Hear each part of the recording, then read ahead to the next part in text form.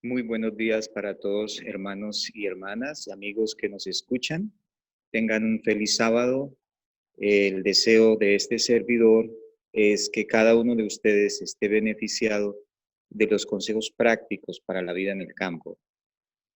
Hace algún tiempo atrás y años, el Señor dio este mensaje como una manera de inmunidad espiritual para que cada persona haga provisiones para sus caracteres y para su vida en el final del tiempo.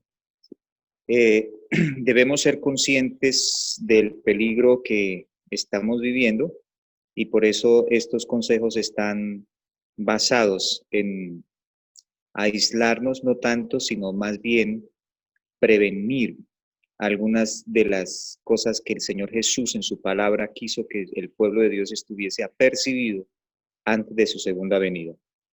Antes de comenzar, quiero invitarles a todos ustedes que me acompañen a orar. Oremos. Padre eterno que estás en los cielos, santificado, glorificado sea tu nombre.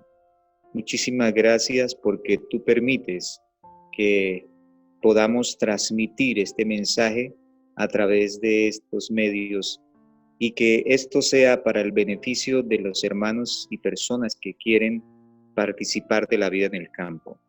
Estos consejos prácticos, inspirados por tu palabra, el espíritu de profecía, han sido dados para tu pueblo en esta hora. Gracias, infinitas gracias por permitirnos ser participantes de este momento. Sabemos que escatológicamente nos ubicamos en el fin del tiempo, cuando los eventos finales serán rápidos.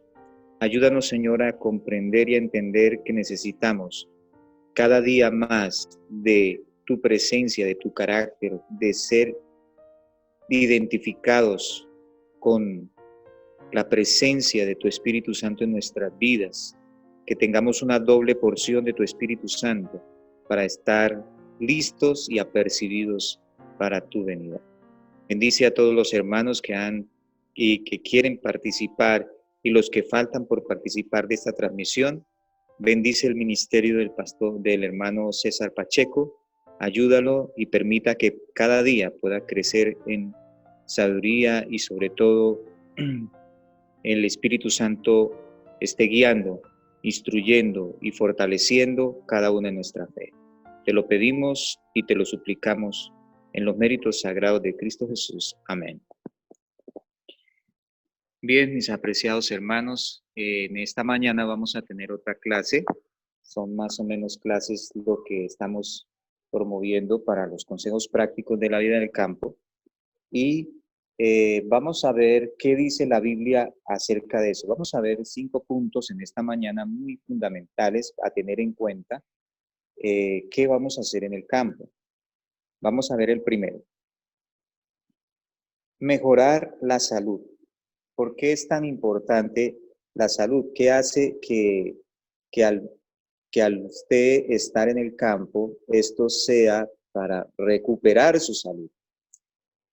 En la Biblia encontramos en Proverbios el capítulo 3, el versículo 7, dice, no seas sabio en tu propia opinión, teme a Jehová y apártate del mal. Pero el versículo 8 dice, porque será medicina para tu carne, refrigerio para tus huesos. Quiere decir que el apartarme del mal es una medicina. Y si hay algo que nos cause mal, eso quiere decir, si hay algo que nos cause mal, es la vida hacinada, el aire contaminado, tantas cosas que puede usted experimentar en una ciudad grande donde el CO2 está por doquiera, el aire está contaminado. No solamente eso, visualmente, auditivamente, hay mucha toxicidad. Entonces, todo aquello que cause toxicidad en mi vida es un deprimento para la salud. El Proverbios, el capítulo 12, el versículo 11 dice, el que cultiva su tierra se saciará de pan, pero el que persigue cosas vanas es falto de entendimiento. Aquí hay un principio en el cultivo del suelo, en el manejo de la tierra, y es que habrá abundancia de pan. Ahora, ¿qué clase de pan? Un pan saludable. Cualquiera de ustedes me puede decir, mire, tuve que comprar esta fruta, pero viene fumigada porque es lo único que ofrecen en la plaza. De repente, en los tomates, todos fumigados con un fumigo toda en su corteza, porque todo lo que te ofrecen en la ciudad y la agricultura que se está promoviendo hoy son sintéticas, químicas que están en deterioro de la salud. Eso está comprobado científicamente, cómo afecta los químicos, los insecticidas, los fungicidas afectan nuestra salud. Vamos a mirar un texto en el Espíritu de Profecía, en el Hogar Adventista, la página 119, en la siguiente lámina. El ambiente físico de las ciudades es muchas veces un peligro para la salud. Miremos bien este principio, hermanos. El ambiente físico de la ciudad, dice el Espíritu de Profecía, es muchas veces un peligro para la salud. La exposición constante al contagio, el aire viciado, el agua impura. Hay pueblos, ciudades que ustedes saben y tienen conocimiento, donde han tenido que desinfectar ríos para volver a hacerlos potables o reutilizar ciertas aguas, o hay ciudades donde el abastecimiento del agua potable no es suficiente y usted tiene que estarse bañando o consumiendo aguas completamente impuras. Entonces, el agua impura. Ahora, el alimento adulterado. Y de eso hay mucho, porque ustedes saben, amigos y hermanos, cómo están adulterando los alimentos o le están colocando preservantes químicos, una cantidad de manejos que no contribuyen a la salud. Viviendas oscuras, malsanas y atestadas de seres humanos. ¿En dónde encuentra usted inquilinatos? En las ciudades. Bueno, en el campo es posible que las personas que viven de menos recursos, pero están al aire libre y cada uno tiene su chocita, por así decirlo, su lugar. Pero ¿dónde están hacinados más? En las ciudades. Son algunos de los muchos males con que se tropieza a cada paso. Ahora, la sierva de Dios dice, no era el propósito de Dios que los hombres vivieran hacinados en las ciudades, confinados promiscuamente en estrechos alojamientos. Al principio Dios puso a nuestros primeros padres entre las bellezas naturales, en medio de las cuales quisiera que nos estableciéramos hoy. Cuando hablamos de los primeros padres, aquí hay un principio tan fundamental. ¿Dónde puso Dios a Adán y a Eva? En un huerto, en el Edén. Ahora, ¿qué cosas, qué herramientas le dio? ¿Qué herramientas estableció? ¿Qué principios básicos, fundamentales y estableció el Señor en ese huerto? Primero, que lo administrara. Segundo, que hubiese orden. Tercero, había una relación íntima entre el hombre y Dios. Y si seguimos, hay más asuntos implícitos aquí.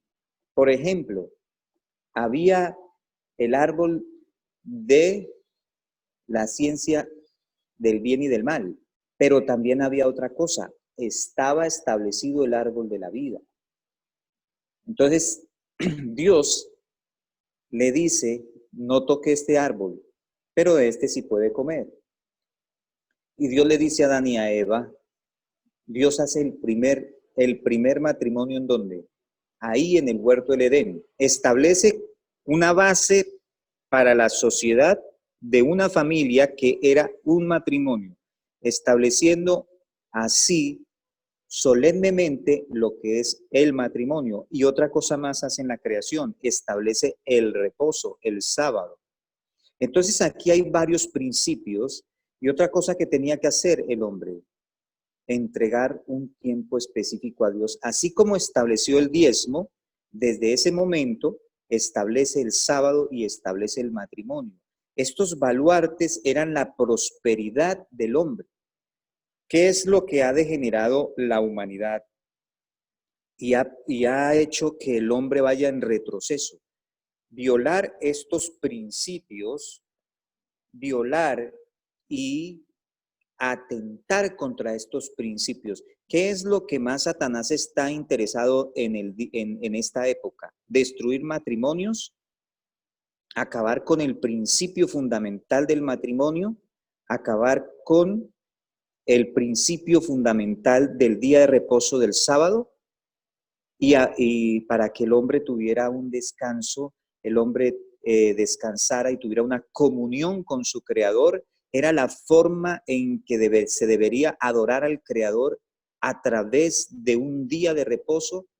Entonces, la lucha por adoración a través de toda la humanidad ha sido por estas cosas. Satanás quiere destruir los principios establecidos desde el Edén. El diezmo era base fundamental para la economía y para la administración de lo que el hombre tenía que hacer. Tenía que hacer un trabajo en la tierra, tenía que labrar esa tierra. No era como es después del pecado, pero tenía que hacer un trabajo manual con el suelo, con la tierra. La biología, la microbiología que había en el suelo en ese tiempo, antes del pecado, era la más óptima para el desarrollo de las plantas.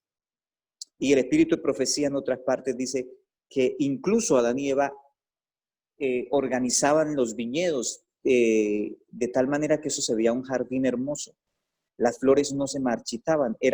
La vida que Dios quería para Adán y Eva era una vida realmente próspera, una vida donde el hombre con esas bases, con esos principios, tenía un adelanto, tanto en su mente como en su espíritu, y así ofrecía a Dios la verdadera adoración a través de estas bases, de esas baluartes, de esos oráculos, podríamos decirlo más bien, oráculos establecidos por Dios para el beneficio de toda una humanidad. Dice, al principio Dios puso a nuestros primeros padres entre las bellezas naturales, en medio de las cuales quisiera que nos deleitésemos hoy. Cuánto mejor armonicemos con el plan original de Dios, más fácil nos será asegurar la salud del cuerpo. O sea, si restauramos ese Edén perdido, tendremos ¿qué? Salud del cuerpo, salud de la mente y salud del alma. Ministerio de Curación, página 282. Aquí hay unos secretos increíbles, hermanos, para que entendamos y comprendamos lo esencial que es el restablecimiento, lo que es sobre todo la redención, la restauración del ser humano a través de su Hijo Jesucristo, a través de poner en alto su ley y de volver a rescatar estos principios que Dios quiso que deben ser rescatados y que el hombre por el problema del pecado los ha dejado. Avancemos. Entonces, el ambiente que se vivía en el campo, incluso los antidiluvianos, ustedes pueden ver cómo los antidiluvianos tenían una mente tan increíble. No existía quizás los escritos, el computador, porque sus cerebros eran un computador. Estaba bien demarcado ahí en ese tiempo el gen de Dios para los que obedecían. Ellos sabían, el pueblo que estaba obedeciendo a Dios vivía en las montañas, vivía en medio de la naturaleza, en medio de lo que Dios quiso que se viviese. Recuerden, por ejemplo, Enoc. Enoc vivía en los campos, vivía en medio de la naturaleza y bajaba cada vez que tenía contacto con la gente de la ciudad. O sea, él no fue un ermitaño, no se aisló como un ermitaño, sino que él tenía contacto con la gente. ¿Para qué? Para llevarlos a la restauración, llevarlos a la salvación, llevarles el evangelio, llevarles una vida mejor, llevarles una experiencia mejor. Avancemos.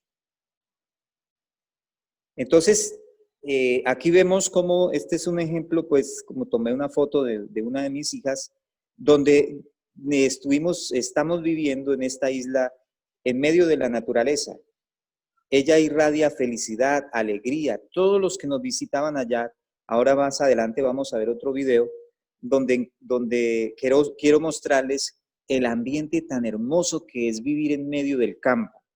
Y lo otro, lo que hemos querido establecer, estos principios son basados en el orden, basados en la administración, el orden y la puntualidad y sobre todo la capacidad que Dios nos da para poder nosotros desarrollar muchos de los hábitos buenos que Dios quiere que desarrollemos. Avancemos. Vamos al segundo punto. Mejorar la dieta. Proverbios el capítulo 28, versículo 19 dice, el que cultiva su tierra se saciará de pan. Aquí hay un principio de administración y de prosperidad. Se saciará de pan. Cuando usted siembra 2 o 3 granos de maíz, que son los que se cuentan para una planta de maíz, que salen 3 cañitas, tres plantas de maíz. Usted sembró apenas 3 granos. ¿Cuántos granos le da esa planta? Si cada planta da 2 mazorcas, serían 6 mazorcas si usted hizo todo el trabajo óptimo para que se desarrolle. O puede ser que dé 5 mazorcas. Esas 5 mazorcas, ¿ustedes han contado cuántos granos le da? Ese es el principio de la economía de Dios. Tú pones 3 y el Señor ¿cuántos te da? Cada mazorca promedia entre 600, 800 o 1000 granos, depende del tamaño. Multipliquemos eso. ¿Cuánto es el producido de 3 granos y cuánto Dios hace para que tú tengas más granos? Entonces, ¿ven la matemática de Dios cómo es? ¿Ven el campo cómo es que el Dios quiere? Por eso el Señor pone este principio. El que cultiva su tierra se saciará de pan, pero el que persigue cosas vanas se saciará de pobreza. O sea, el querer ser una persona próspera, está basado en un principio bíblico. El que está en la pobreza es porque muchas veces persigue cosas vanas y esas cosas vanas son ilusorias porque hay un punto en la mente y es que si usted se pone a pensar de que es una persona con limitaciones, que no tiene nada, que no puede, que no es capaz de hacerlo, que no puede seguir adelante, si es una mente negativa, pues ¿cuál será el resultado? Esos serán los resultados. Pero aquí hay un principio de que el que hace un trabajo en el suelo tiene una prosperidad, tiene abundancia de pan. El que tiene una mente positiva, el que tiene una fe en Dios, el que pone el grano en la tierra, desarrolla fe y confianza en el Señor, hace el trabajo que tiene que hacer, hace la parte que le corresponde humanamente hacer, y es hacer el trabajo de azada, de suelo, de abono, hacer todo ese trabajo de preparación del suelo, de nutrición del suelo, para que la planta adquiera inmunidad y sobre todo para que la planta se desarrolle bien y ninguna enfermedad, ninguna plaga la toque y pueda tener una cosecha bendecida. Entonces, ese era el principio de la economía judía. Eso era lo que Dios quería con la humanidad y que eso se replicara a todo el pueblo de Dios. Luego sigue diciendo acá el espíritu de profecía dice, algunos se enferman por exceso de trabajo. Para los tales, el descanso, la tranquilidad y una dieta sobria son esenciales para la restauración de la salud. Hermanos, cuando usted va al campo, usted empieza a desarrollar un plan de dieta sobria, donde usted aprenda a hacer las combinaciones, donde usted no vaya a hacer malas combinaciones, donde usted aprenda a manejar un gourmet, una dieta, un menú, como el Señor quiere que se maneje. Dice, ¿qué va a pasar? Son una dieta sobria, son esenciales para la restauración de la salud. Los nervios del cerebro, creo que debe ser así, los nervios del cerebro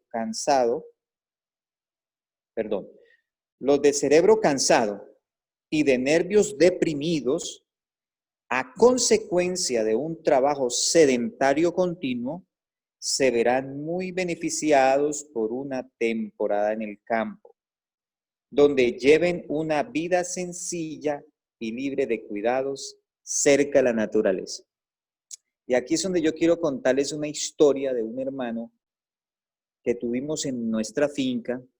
Este hermano empezó con unos extremismos y unos fanatismos y él decía, no, la Biblia y el Espíritu de Profecía dice que solo se debe comer 3 cosas. Entonces comía agua, cebolla y sal todos los días.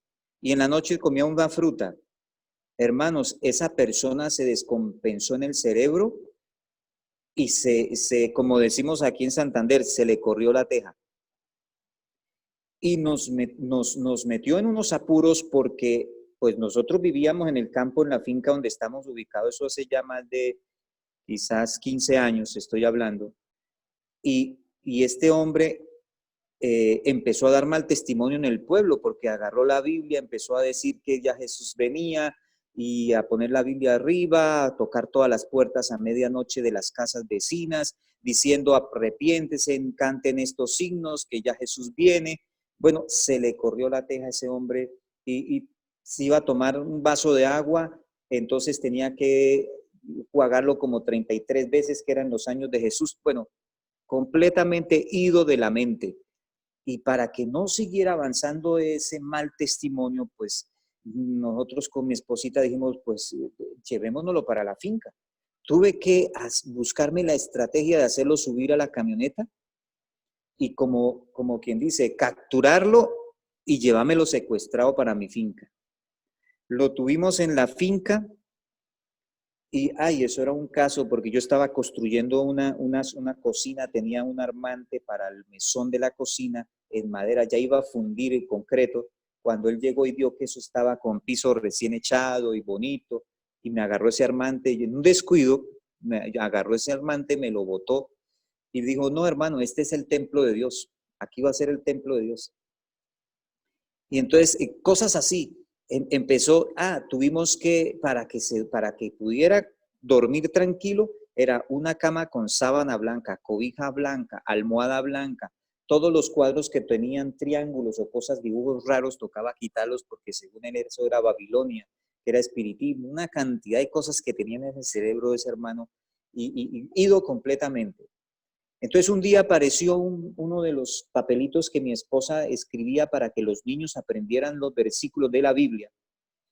Y ese papelito decía un texto de la Biblia porque mi esposita siempre les hacía a los niños ese texto, un versículo para que ellos se lo aprendieran, se lo memorizaran en la Biblia. Ella tenía un sistema de educación interesante con mis hijos y eso era todo escrito.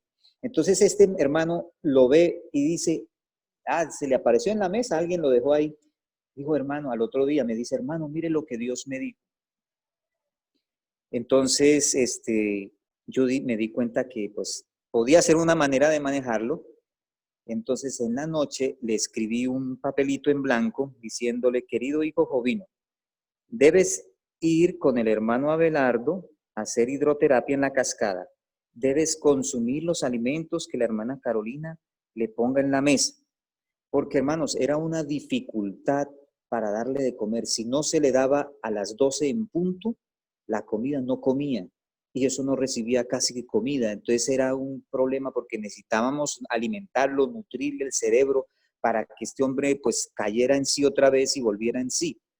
Entonces cuando encuentra ese papelito, al otro día me dice, hermano Abelardo, mire lo que debemos hacer, ya, el Dios me mandó esto. Y fue la manera como logramos a través de papelitos dejados en la noche para que él nos obedeciera, nos hiciera caso. Entonces me lo llevaba a, a la cascada, a 10 minutos de mi finca ahí en la misma región, pues mi finca linda con un predio que tiene una cascada impresionante de 80 metros de caída. Y entonces a la mediodía, en esas horas antes del mediodía, se hacía el arco iris y yo le decía, hermano, mire, ahí está la presencia de Dios. Y él le ponía la espalda a esa agua y esa era una hidroterapia.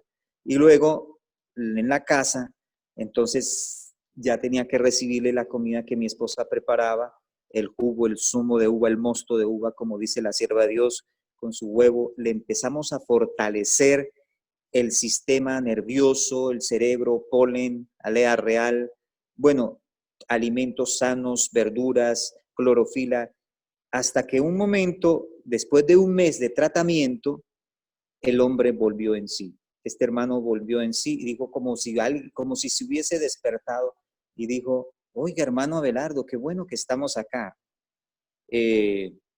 ¿Por qué usted no me da un pedacito de tierra para yo hacerme un cultivo de frijol? Yo sé cultivar el frijol. Le dije, claro hermano, vaya, mire, de aquí para allá usted puede sembrar.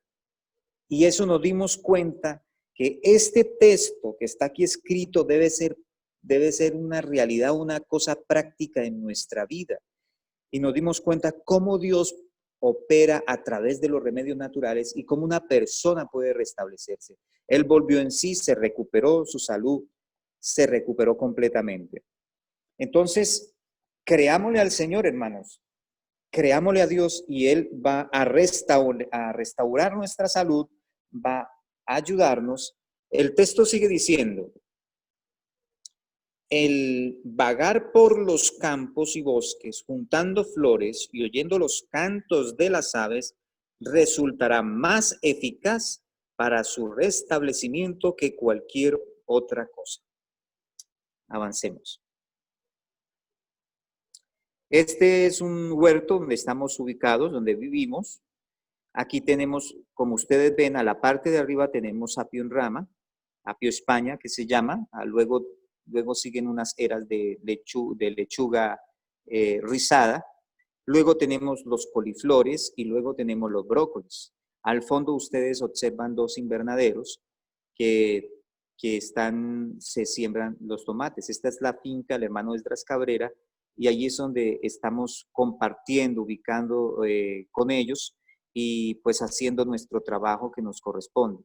Pero la idea que quiero mostrar aquí es que el Señor lo que quiere es que nosotros tengamos unos principios que ayudan a la prosperidad de un pueblo y es el orden, el trabajo hacendoso, ¿verdad? Y la utilidad que nos presta nos enseña a ser útiles en la vida. Estas labores del campo, esto que usted mira con sus ojos, forma un carácter y forma una educación. Avancemos. Plan de orden. Primera de Corintios 14:40 dice, pero hágase todo, ¿cómo? Decentemente y con orden. Cuando usted haga su huerta, no haga un desorden en la huerta.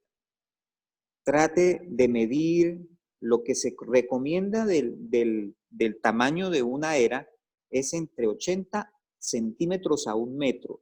¿Para qué? Para facilitar que los caminos sean por ahí de 40 centímetros y usted pueda fácilmente hacer los manejos de dehiervo manuales o de abono manuales, de aplicación de lisidiados, de aplicación de violes, de aplicación de fertilizante orgánico, de manejo fácil de poda y manejo tutorial también cuando son plantas que hay que tutorar.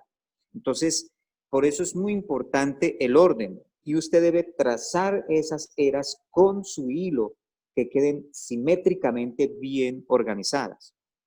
Por eso el espíritu de profecía dice aquí, el orden y el gobierno del cielo. Muchos piensan que es imposible conseguirlo, pero ¿saben ustedes que ese es el secreto que Dios le dio al pueblo de Israel para que fuera un pueblo próspero en la tierra de Canaán?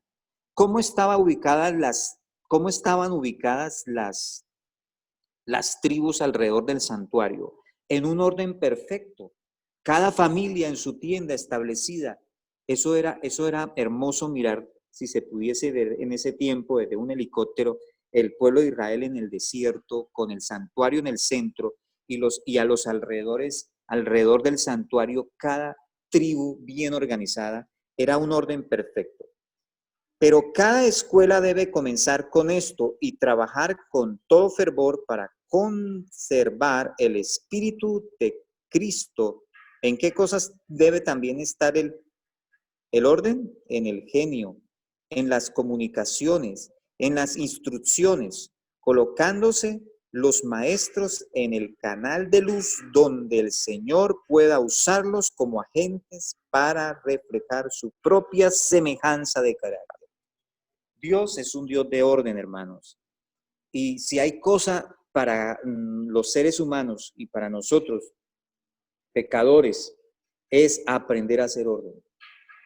Es una de las cosas difíciles. Yo pienso que las mujeres son más, a veces, aunque no quiero discriminar a nadie, pero veo que las damas son más ordenadas que nosotros los hombres. En el caso mío, yo tuve que aprender orden y gracias a Dios por mi esposa porque me enseñó, me ayudó en esa parte. Pero realmente nosotros, como dice el apóstol Pedro, vuestra vana manera de vivir con que vuestros padres os levantaron. De pronto no nos enseñaron el orden desde la casa, a colocar los zapatos en el mismo lugar, la ropa bien en determinado lugar, cada cosa en su lugar, la herramienta en su lugar. Cuando usted esté en su finca, hermano, en su pedacito de tierra que usted está preparando, se está proyectando, debe tener un sitio para las herramientas, debe tener un sitio para cada cosa, para cada objeto que está en servicio al lugar. Es muy importante establecer un orden. Avancemos.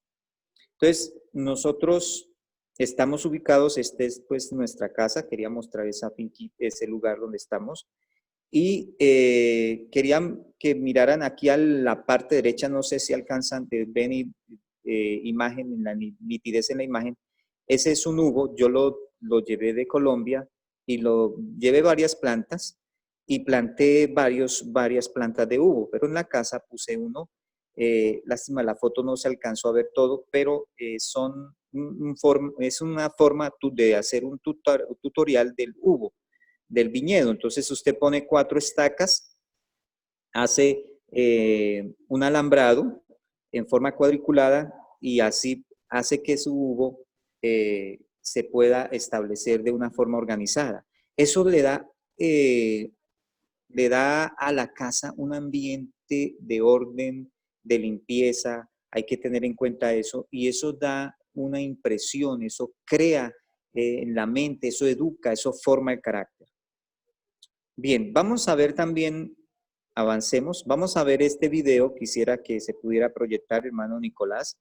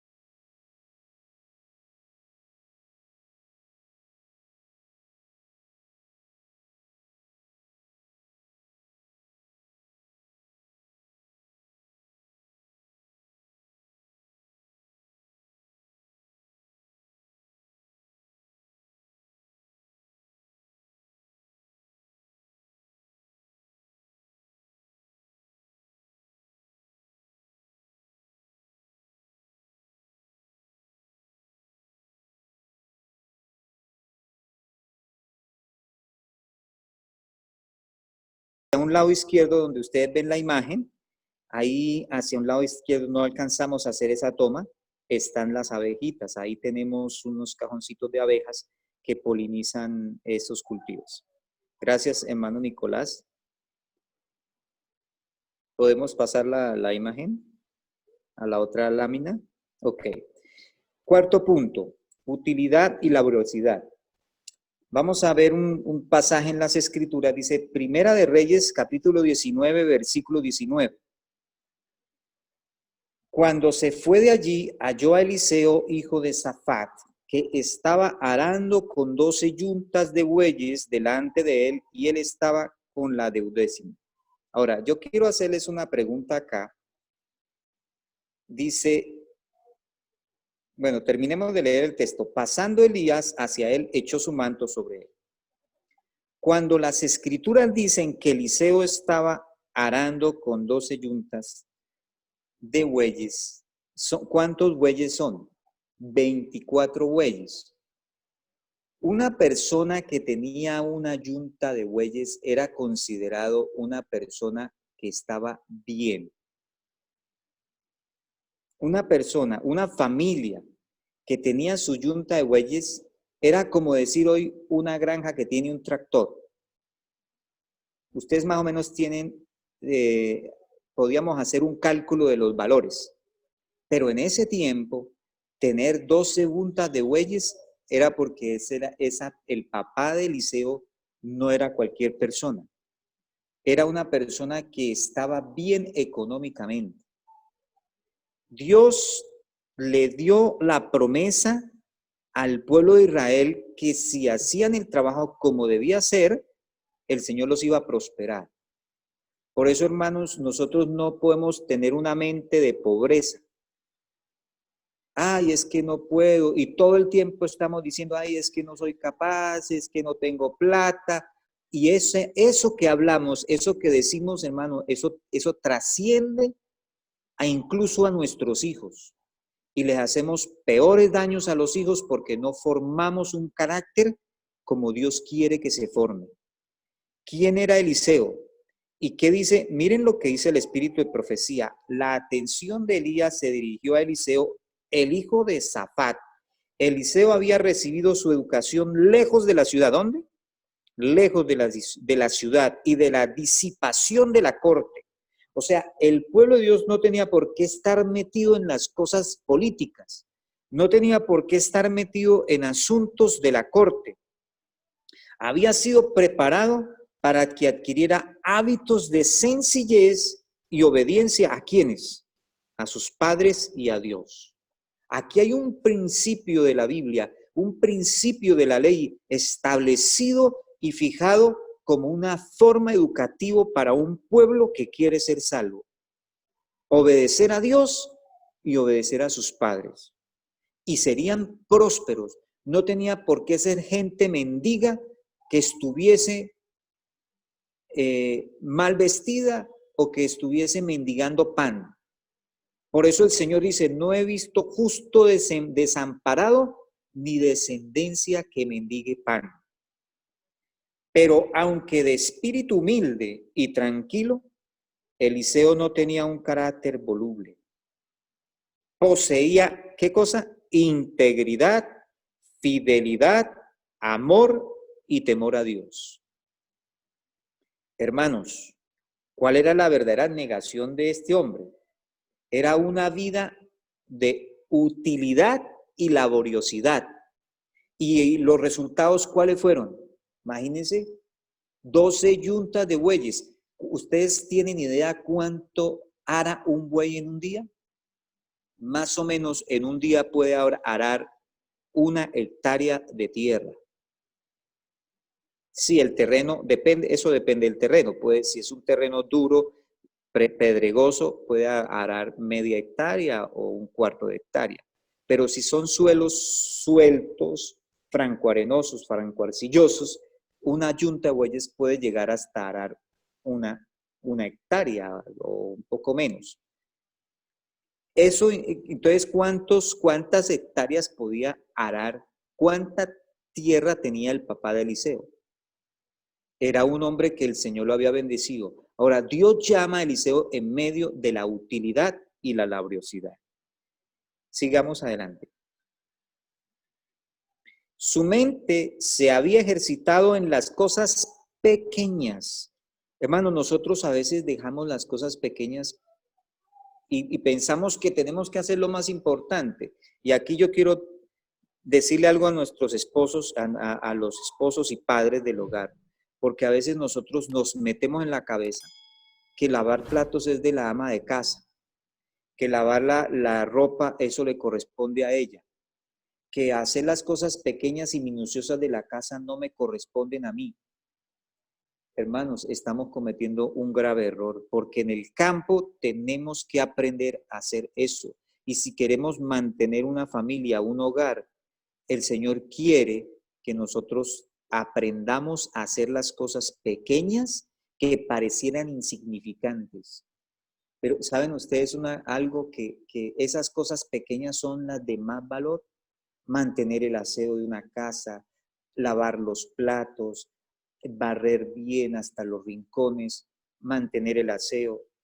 Para ser fiel en lo que hubiera que hacer, de tal manera que si Dios lo llamaba a actuar más directamente en su favor, estuviera preparado para oír su voz. Su casa estaba rodeada de bienestar. Hermano, yo le pregunto a usted, ¿de qué está rodeada su casa? ¿Qué hace usted en su casa? Hay mucho desorden a su alrededor, hay basura, usted no ha recogido los papeles, los plásticos. ¿Usted está haciendo una selección de material orgánico e inorgánico en su casa? ¿Qué está haciendo usted con los materiales orgánicos? Todas esas cáscaras que salen de la cocina, eso es muy fácil. Haga un hueco de 80 por 80 por 60 de profundidad, saque el primer capa de tierra a un lado e introduzca todo ese compost ahí, todas esas cáscaras picaditas y vuelve y tape y puede de una vez sembrar. Ese es un método fácil de usted manejar las materias orgánicas. Ese es un trabajo de asada interesante, de cavado con incorporación de compost de una vez. Entonces, es interesante. Dice, ¿qué hay alrededor de su casa? Su casa estaba rodeada de bienestar, pero él sabía que a fin de obtener una educación completa, debía ser un obrero constante en cada área de la obra que se debía realizar. En ningún aspecto consentiría en estar menos informado que los siervos de su padre. Ahora, ¿qué había más en la vida de Eliseo? Era un hombre administrador. Primero había de aprender a servir y de este modo sabría cómo dirigir, instruir y ordenar. Hermanos, pero hay a veces que le decimos a las personas, no, usted tiene que quedarse sirviendo, sirviendo, sirviendo. Pero nosotros limitamos una mente cuando solamente lo ponemos en que tiene que vivir una vida abnegada y una vida de servicio. Sí, pero no es que aquí hay unos pasos que dice el Espíritu de Profecía. Después de servir, ¿qué iba a hacer?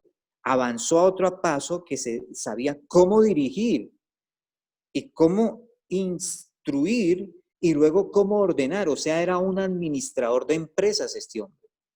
Usted al principio, cuando usted empieza a romper el suelo, ese es un trabajo de sudar, de abnegación. Después ya viene la otra parte, usted empieza a dirigir un cultivo, luego lo organiza, lo ordena.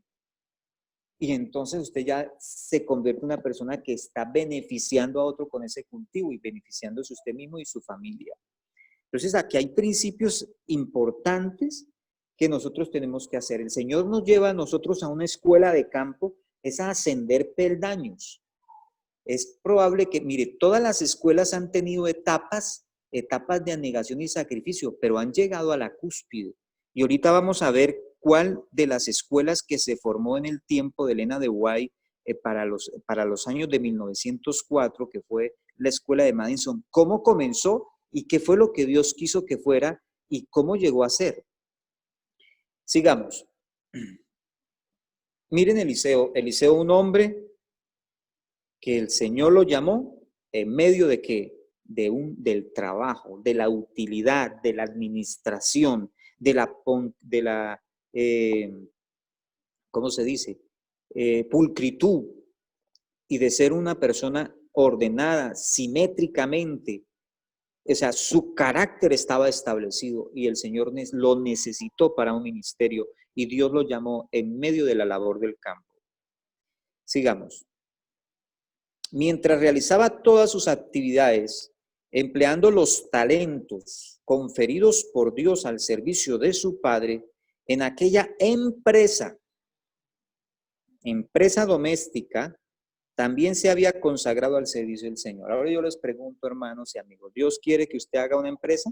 ¿Es un pecado hacer una empresa? ¿En el campo es un pecado establecer una empresa?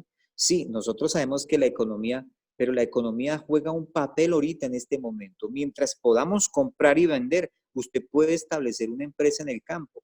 En la clase que di a los hermanos de la iglesia de Palomino hace 8 días, les dije, hermanos, mire, un joven puede irse a ganar bien en el campo. Una era de más o menos 20 metros de largo, perdón, de 5 metros de largo, puede producir 100 matas de 100 manojos de cilantro.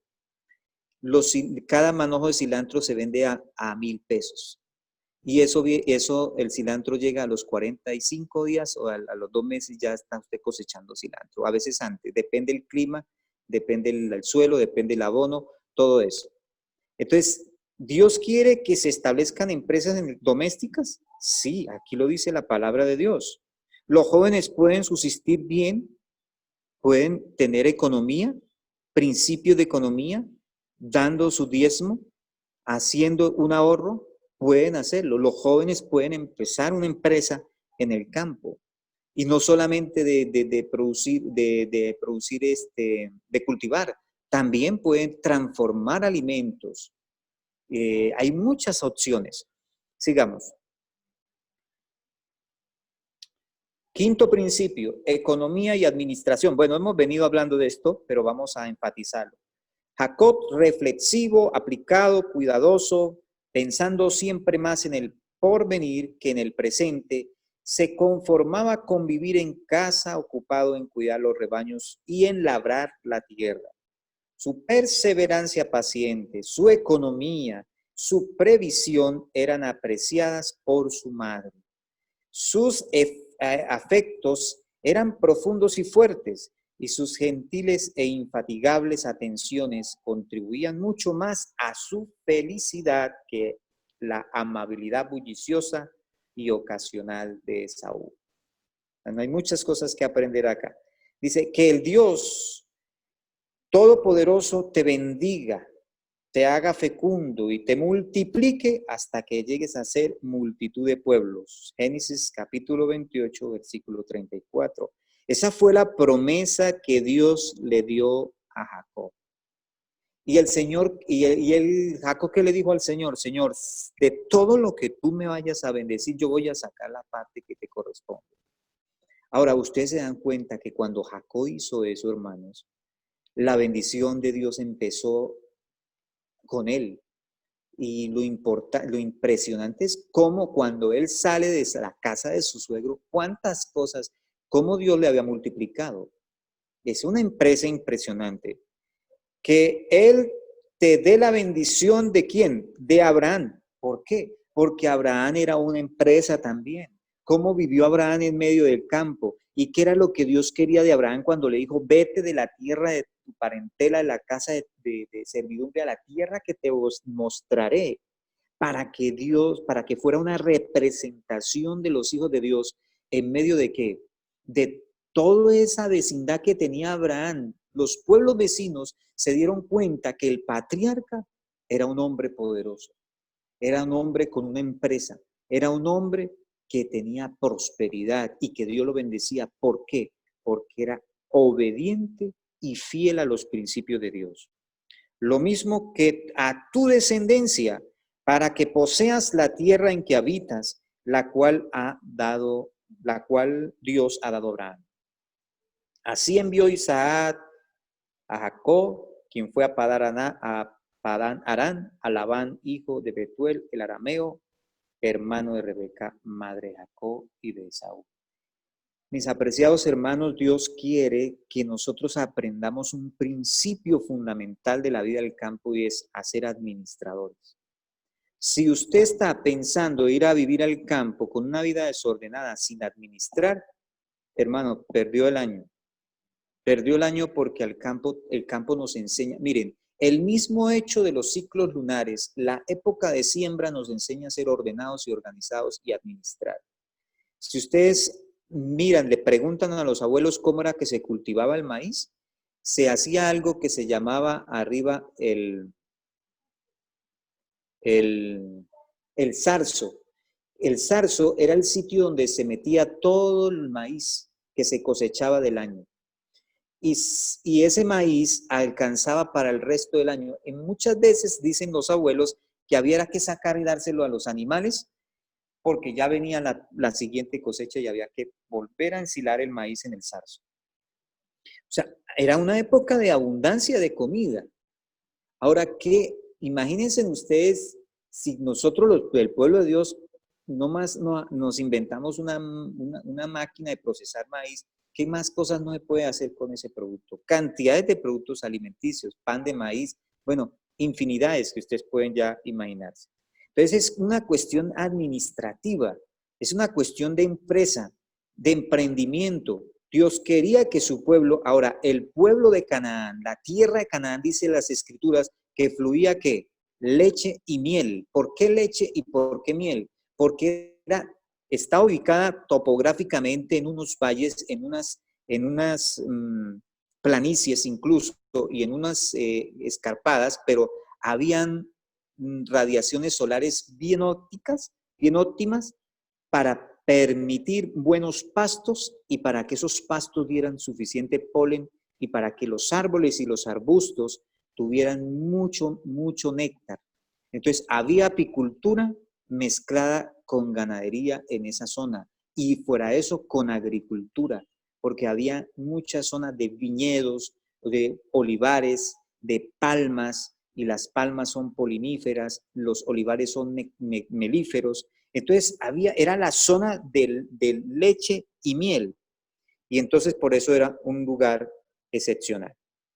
Antes, esta es la tierra de Canaán, lo que les estaba diciendo. Esto es una foto tomada desde un perfil y vemos cómo Dios quiso que el pueblo de Israel fuera un pueblo que tuviese una educación especial.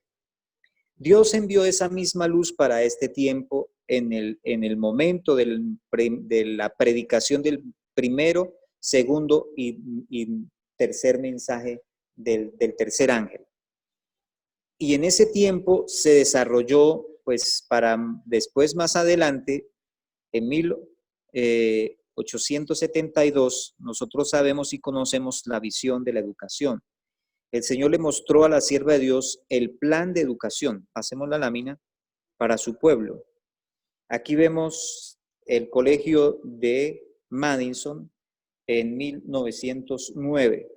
Claro, comenzó 5 años antes y cuando ellos comenzaron la historia, les invito para que lean de Farrell, del pastor Farrell, el libro de la escuela de Madison y sus comienzos. Lo pueden encontrar en PDF en internet y lo pueden leer. ¿Cómo comenzó esta empresa que Dios le mostró a la sierva de Dios? ¿Cuál fue el objetivo que Dios quiso que hiciera el pueblo de Dios al salir al campo a educarse? Y era porque en ese tiempo la gente del sur estaba en problemas, había habido la guerra de secesión y todo el asunto, y estaban descuidados la gente del sur, y Dios quiso que se estableciera este instituto para preparar misioneros a diferentes lugares. Este instituto tenía como base una educación completamente basada en los principios de la agricultura, de las manualidades y del estudio de la fisiología, de la medicina. Eran principios basados para que los que salieran de ahí establecieran empresas iguales. Entonces, Dios quiso que esto se hiciera así. Hubieron dificultades, no alcanzamos el tiempo para contarles los detalles. Hubieron dificultades para que eso se estableciera. Se opusieron la gente, de los miembros, los líderes de la iglesia, muchos se opusieron, otros estaban a favor, pero el profesor Eduardo Sutherland y el profesor Percy McGain, ellos estaban liderando la dirección de este colegio. Por primera vez en la historia de la hermana White, ella hace parte del miembro y es miembro de la junta del colegio, de la junta de la iglesia del colegio.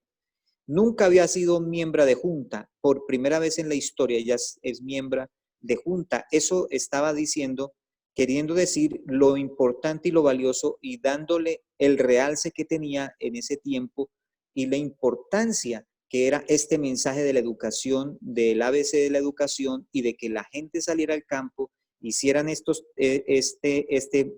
plan de desarrollo para extensivo y para que fuera para el evangelio. Avancemos. Entonces, estaba basado, esta foto que ustedes observan es el centro de salud ya, el sanatorio de Madison. Así llegó, ese fue el objetivo, que se hicieran se atendieran pacientes, se llevara adelante esta obra. Avancemos. La agricultura era una base, era fundamental. Los estudiantes tenían, lo primero que se sembraron fueron 200 manzanos, ciruelos, y se sembraron 1.800 plantas de fresa. Se sembró mucho maíz.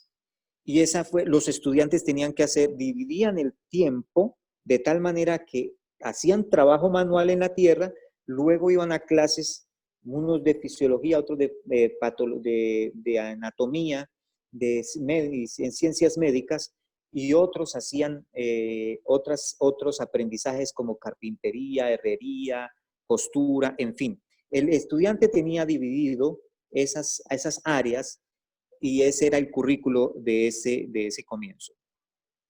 Avancemos. Aquí hay otra foto, por ejemplo, cómo trabajaban la tierra, cómo estaban organizados, la agricultura, esto en 1930. Avancemos. También ellos se adelantaron con el tema de los tractores, del manejo de la maquinaria. Era muy importante. Miren, esta escuela llegó a producir muchísimo alimento. Se formó una industria increíble. Se hacía pan, se hacía granola, se hacían turrones, se hacían productos de todas las clases. Ahí en esos libros ustedes pueden leer y encontrar cómo llegó. El objetivo era hacer precisamente eso, una empresa donde fuera de Dios para la humanidad y para que se dieran cuenta las personas cómo puede funcionar el campo y cómo la educación que Dios quiere para sus hijos funciona. Avancemos. Estas eran el personal médico, los enfermeros y enfermeras que habían en ese tiempo para el centro de salud.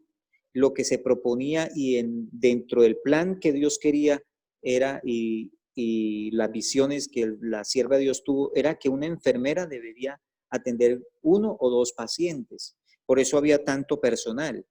Hoy en día son 20 pacientes y una enfermera. Entonces, el plan de Dios no era así. El plan de Dios era que una enfermera pudiera atender 1 o 2 pacientes. Pero hoy es totalmente lo contrario y opuesto a lo que el Señor quiere. Avancemos. Y aquí quisiera ya como concluir, terminar con esta parte. Dice, volvemos ahora al otoño de 1904. Eduardo Sutherland tenía 39 años, Percy McGain tenían 4 años menos. Tenían un gran desafío por delante para hacer con que la finca de Nelson se convirtiese en una escuela modelo. Ellen White describió el programa propuesto para la nueva escuela de la Revion. El plan sobre el cual nuestros hermanos se proponen trabajar es seleccionar a algunos de los mejores y más influenciables jóvenes y señoritas de Bering Spring y de otros lugares en el norte, que creyesen que Dios los había llamado a la obra en el sur y darles un pequeño entrenamiento como profesores. La instrucción sería en el estudio de la Biblia, fisiología y la historia de nuestro mensaje, y se les daría una instrucción especial sobre agricultura. Se esperaba que muchos de estos jóvenes eventualmente se relacionaran con escuelas en diversos lugares en el sur. En conexión con estas escuelas, habría campo que tendría que ser cultivado por los profesores y por los estudiantes. O sea, el profesor también tenía que hacer ese trabajo, era conjunto. Y las ganancias de este trabajo serían usadas para ayudar a estas escuelas. Hermanos, esta era la inquietud y era los principios que quería compartir con ustedes que el Señor quiere que nosotros hagamos en este tiempo. Establezcamos escuelas. Su casa puede ser una escuela de trabajo, su finca puede ser una empresa donde usted no va a ir a mendigar pan. Al contrario, el que cultiva la tierra tendrá abundancia de pan. Que en esta mañana el Señor les bendiga y puedan tener ustedes una proyección y una conexión de qué es vivir en el campo y qué es establecer una empresa ordenada y bien administrada. Dios les guarde.